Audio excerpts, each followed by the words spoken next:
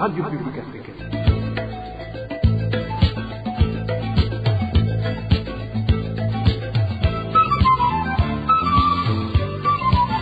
Radio Publique Africaine.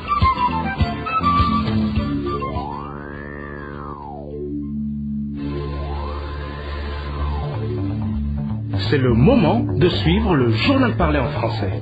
À la présentation, Émile Nivasumbo. Bienvenue dans ce journal du 30 septembre 2021, dont voici les principaux titres.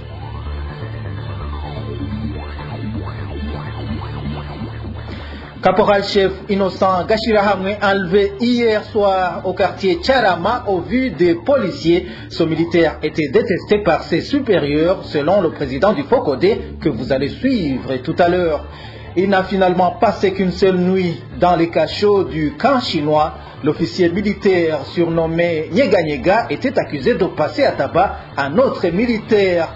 Et manque d'enseignants à l'école fondamentale de Ruharo, nous sommes en province Kayanza.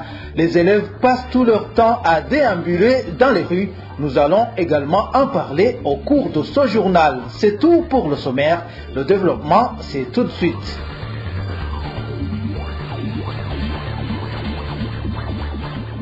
Page sécurité pour commencer. Le jeune homme dont la vidéo a circulé sur les réseaux sociaux dans la soirée du 27 septembre est présenté comme celui qui était suspecté d'avoir lancé une grenade dans une buvette de Ruziwa a finalement été tué. C'était un membre de la Ligue des jeunes du parti au pouvoir, les Imbonerakure.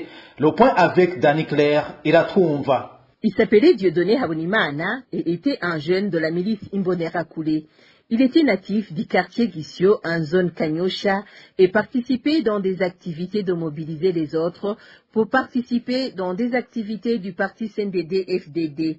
La soirée de ce lundi, après l'attaque à la grenade dans une buvette de la localité dite Mukibembe, dans le quartier Ruziba, il a été attrapé.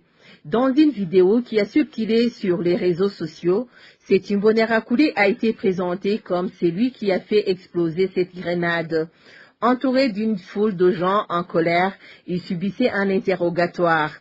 Selon des sources concordantes, il a été conduit au bureau de la zone Kanyosha la même soirée.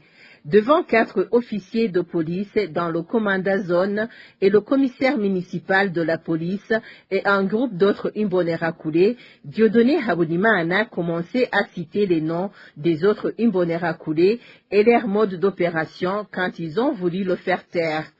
Selon le témoignage d'un Imbonerakure qui était présent lors du fait, Dieudonné Habonimana a reçu un coup de massue sur la tête et il a directement rendu l'âme. Son corps a été conduit dans une des morgues de Bujumbura. C'est ce mercredi qu'on a procédé à son enterrement dans le cimetière de Kanyosha, non loin des bureaux de la zone Kanyosha. La grenade avait été lancée dans une buvette de Ruziba lundi dernier et a coûté la vie à une personne et blessé 3 autres, dont un policier. La rédaction de la RPA n'a pas encore pu joindre Devote Ndaïsenga, l'administrateur de la commune Muha, pour plus de détails. Et dans la province Muyinga, une fille albinos a été grièvement blessée au cours d'une attaque à la machette la nuit dernière. Les auteurs de l'attaque n'ont pas été identifiés. C'est la deuxième victime d'une telle attaque en l'espace d'un mois seulement dans cette province de Muyinga. Marie-Ange Irakoze. Vianne Nikiza est une fille âgée de 41 ans. C'est une albinose de la commune Giterani en province Muyinga. Le soir de ce mercredi, elle a été victime d'une attaque à la machette par un groupe d'hommes non encore identifiés. Selon une source de la RPS sur place, elle a été piégée par un appel téléphonique qui l'invitait à une rencontre. Ils l'ont taillé au niveau de la nuque, des pieds et des bras. Elle était allée rencontrer des gens qui lui avaient fixé rendez-vous au téléphone. L'une de ces personnes lui faisait la cour depuis un certain temps. En province de Muyinga, la chasse aux albinos s'est refait surface. En l'espace des mois, Vianne Nikiza est la deuxième victime d'un tel attaque à la machette. C'est la deuxième victime à l'espace d'un mois. L'autre qui a été attaqué répond au nom de Claudine, originaire de la zone Luzo, en province Muyinga. C'est déplorable de constater que de tels crimes persistent. Pour le moment, Vian Nikiza se fait soigner dans un des centres de santé de Giteragny et serait dans un état critique. Je vous le disais dans les titres, et après avoir passé une nuitée dans le cachot du camp chinois, le commissaire de police de la commune Kabezi dans la province Bujumbura a été relâché ce mercredi. Il était accusé d'avoir sérieusement blessé un militaire de ce camp. La population locale indique que cet officier de police a adopté la persécution comme un comportement de routine. Éloge Divin Remecha nous en dit plus. Le policier qui a été incarcéré pour avoir malmené un militaire répond au nom de Moïse Arakaza, connu sous le sobriquet Nyeganyega, commissaire de police de la commune Kabezi dans la province de Bujumbura. Les informations sur place indiquent que vers 18h de ce mardi, le surnommé Nyeganyega et les agents sous ses ordres ont sérieusement passé à tabac un militaire du camp dit chinois. La population de Kabezi indique que des militaires en provenance du dit camp sont par la suite intervenus et ont appréhendé le surnommé Nyeganyega. Il a frappé un militaire en tenue civile qui étanchait sa soif dans un bistrot. Comme il était en compagnie des autres policiers, ils se sont tous rués sur lui et l'ont roué de coups au point où il a dû être dépêché à l'hôpital. Les responsables du camp chinois sont donc intervenus et l'ont embarqué. Les habitants de la commune Kabezi font également savoir que Moïse Arakaza, alias Nyeganyega, ne cesse de persécuter la population. Il frappe tous ceux qui croisent son chemin, surtout les membres du CNL, que ce soit à Miguera, Mutumba ou ailleurs. Il arrête des personnes à sa guise et sème tout le temps du désordre. Pour la population de cette localité, c'est un ouf de soulagement. Ils espèrent que, même s'il n'a passé au cachot que le temps de l'arroser, cela lui servira de leçon et le poussera peut-être à mettre fin à ces actes de barbarie. Je vous le disais également dans les titres, un militaire du grade de caporal-chef connu sous le nom d'Innocent Gashirahamwe a été enlevé hier soir au quartier Tcharama de la zone Kinama en commune Nahangwa. Nous sommes dans la mairie de Bujumbura. C'est ce que révèle le président du FOCODE, Pacifique Nininazwe, fait savoir que selon les habitants de ce quartier, des policiers ont assisté à cet enlèvement sans secourir la victime. Caporal-chef Innocent Gashirahamwe était détesté par ses supérieurs, selon Pacifique Nininazwe. Il s'agit du caporal-chef Gashirahamwe Innocent, qui est un brancardier de combat affecté au 7e bataillon MINUSCA, c'est-à-dire le bataillon qui s'apprête à être déployé en République centrafricaine. Selon les témoins de la scène macabre de son enlèvement, le caporal-chef Innocent Gashirahamwe a été violemment enlevé par 6 personnes en tenue civile, mais qui portaient des pistolets, qui était à bord d'une camionnette double cabine aux vitres teintées, une camionnette de marque Toyota Hilux, et les 6 personnes l'ont saisi et l'ont fait jeter rapidement dans la camionnette qui est partie à toute allure. Selon les témoins, il y avait beaucoup de personnes sur la scène de l'enlèvement et même des policiers, mais personne n'a pu venir au secours de ce militaire. La scène s'est passée à 18h30 du soir, au moment où ce militaire était en route vers son camp. Selon les informations que nous avons obtenues dans son camp, le caporal-chef Innocent Gashirahamwe était très mal vu par ses supérieurs hiérarchiques et lui-même avait peur qu'il risquait d'être tué à tout moment. Et ce que nous ne comprenons pas dans cette situation, c'est la raison pour laquelle les autorités burundaises préfèrent passer par des kidnappings pour arrêter des personnes, alors qu'il y a des moyens légaux de les arrêter, de les interroger, de les détenir dans des cachots avant de les envoyer devant la justice burundaise. Or, ces manières d'enlèvement, de kidnapping, participent généralement des crimes de disparition forcée, crimes qui rentrent dans la catégorie des crimes contre l'humanité. Ici, il est très important de rappeler aux autorités burundaises qu'elles doivent arrêter ces pratiques odieuses et qu'elles ont le risque d'être poursuivies pour ces crimes extrêmement graves. Voilà, c'est Pacifique Nininazwe, le président du Forum pour la conscience et le développement. Et Marguerite Warangitse, la représentante légale de la Maison Shalom, figurant Parmi les personnes récemment accusées par le procureur général de la République du Burundi d'être derrière ceux qui ont perturbé la sécurité dans le pays, indique qu'elle a opté pour une démarche judiciaire à l'international contre toute partie reprenant à son compte ces allégations. Dans son communiqué, Marguerite Varahitse déclare que les accusations dont elle fait objet n'ont d'autre visée que de porter atteinte à l'intégrité de sa personne. À titre de rappel, le communiqué du procureur général de la République du Burundi du 22 septembre avait annoncé également l'émission prochaine des mandats d'arrêt internationaux pour les personnes citées. Dans un instant, nous parlons éducation. Il s'observe un manque d'enseignants à l'école fondamentale de Ruharo, située en commune Muruta. Nous sommes dans la province Kayanza. Conséquence, les élèves passent tout leur temps à déambuler dans les rues. Les détails avec Francine Mahoro.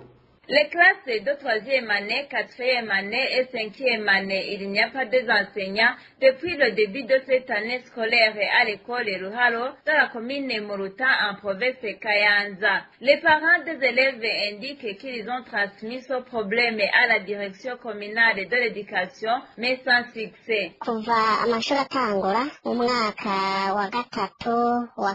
Depuis le début de cette année, les classes de 3e, 4e et 5e année n'ont pas des enseignants jusqu'à nos jours. Nous avons transmis ce problème au directeur de cette école et au directeur communal, mais pas de réponse jusqu'à maintenant. Vous savez que le premier trimestre est presque au milieu.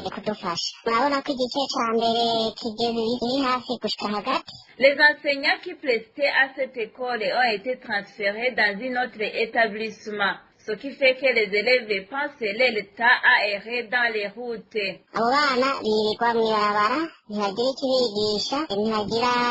Les élèves sortent de chaque école vers les routes parce qu'il n'y a pas des enseignants. Les professeurs qui étaient affectés à cette école de Ruharo, le directeur les a mutés vers les Kopo Gwegura 1.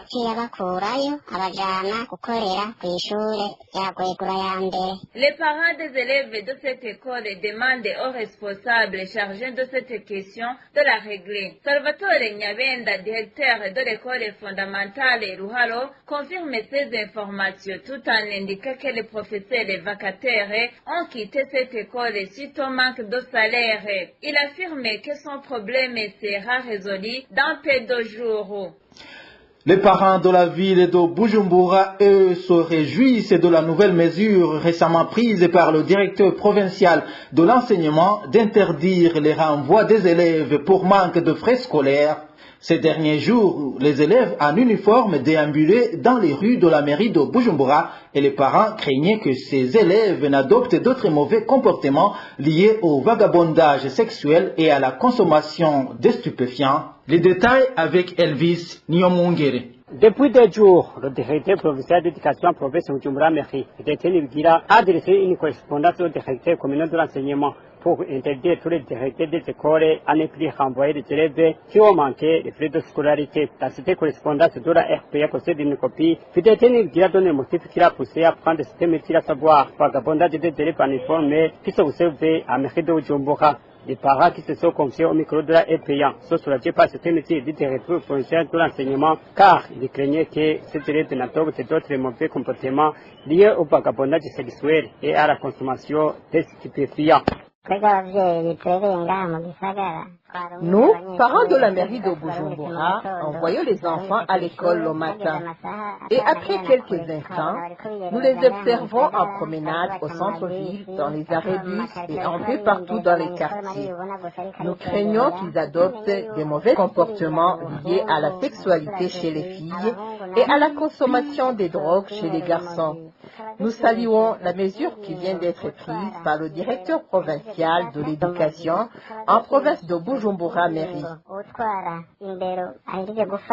Le directeur provincial d'éducation en province de Bujumbura mairie, Fidèle Nibigira, affirme que cette mesure sera accompagnée par d'autres moyens pour l'intérêt et la sécurité des enfants. Parlons gouvernance. En clôturant cette édition, le gouvernement devrait faciliter les usines de production des aliments du bétail en attendant que les éleveurs soient capables de se procurer les herbes fourragères. Réaction de Faustin Ndikoumana, président de la PARSEM, après que les éleveurs aient signalé qu'ils ne sont pas encore prêts à la stabulation permanente dans le plus bref délai. Faustin Ndikoumana encourage les éleveurs à continuer les préparatifs car la stabulation est à encourager. Suivez plutôt Faustin Ndikoumana. Et la mise en application de la loi sur la stabilisation, bon, je dois dire que élever les vaches en les gardant dans les étables, c'est ça vraiment l'élevage moderne. Normalement, l'élevage moderne se centre sur la stabilité, donc la garde des vaches dans les étables